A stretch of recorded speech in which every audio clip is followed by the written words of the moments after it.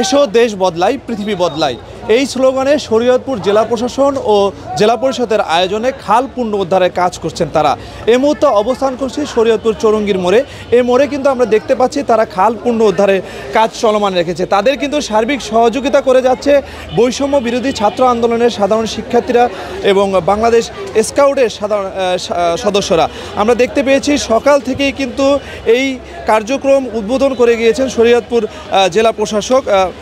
তিনি কিন্তু এখানে এসে উপস্থিত থেকে এই খাল পুনরুদ্ধারের কাজ করেছেন। আমরা জেলা প্রশাসকের মাধ্যমে জানতে পেরেছি শরীয়তপুরের যেই খালগুলো রয়েছে সেগুলো কিন্তু অবৈধ স্থাপনা এবং বিভিন্ন ময়লা আবর্জনায় কিন্তু খালগুলো দূষিত হয়ে গেছে, সেগুলো কিন্তু পুনরুদ্ধারে তারা উদ্যোগ নেয় এবং তাদের সার্বিক সহযোগিতায় সাধারণ শিক্ষার্থী থেকে সাধারণ জনগণ তারা কিন্তু এখানে উপস্থিত হয়েছেন। আমরা দেখতে পেয়েছি তারা এই কাজ কিন্তু কাজ চলমান রেখেছে। তারা 800 মিটারের মতো খাল উদ্ধার করবে, যেটি শরীয়তপুর চৌরঙ্গীর মোড় থেকে পাকার মাথা পর্যন্ত। আমরা এখানে কিন্তু দেখতে পাচ্ছি তারা একটি এক্সকাভেটর যন্ত্রের মাধ্যমে এই খাল পুনরুদ্ধারের কাজ চলমান রেখেছে। আমরা এখানে দেখতে পেয়েছি প্রশাসনিক যারা কর্মকর্তারা রয়েছে তারা কিন্তু সকাল থেকে এখানে উপস্থিত রয়েছেন। আমরা একজনের সাথে একটু কথা বলার চেষ্টা করব। এখানে শরীয়তপুর পৌরসভার প্রশাসনের দায়িত্বে যিনি রয়েছেন পিঙ্কি সাহা, তার সাথে আমরা একটু কথা বলার চেষ্টা করব। আসলে আপনারা খাল পুনরুদ্ধারের ক্ষেত্রে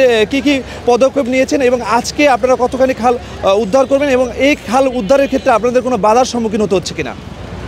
এই পর্যন্ত আমাদের এখন পর্যন্ত কোনো বাধার সম্মুখীন হতে হয়নি। আসলে আমরা কোনো কিছুকে বাধাই মনে করছি না।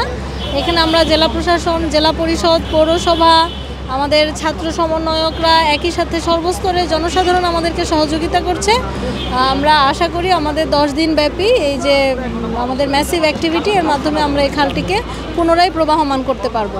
জি, ধন্যবাদ আপনাকে। শুনছিলেন এখানে যিনি দায়িত্ব রয়েছেন কর্মকর্তা, তার কথা।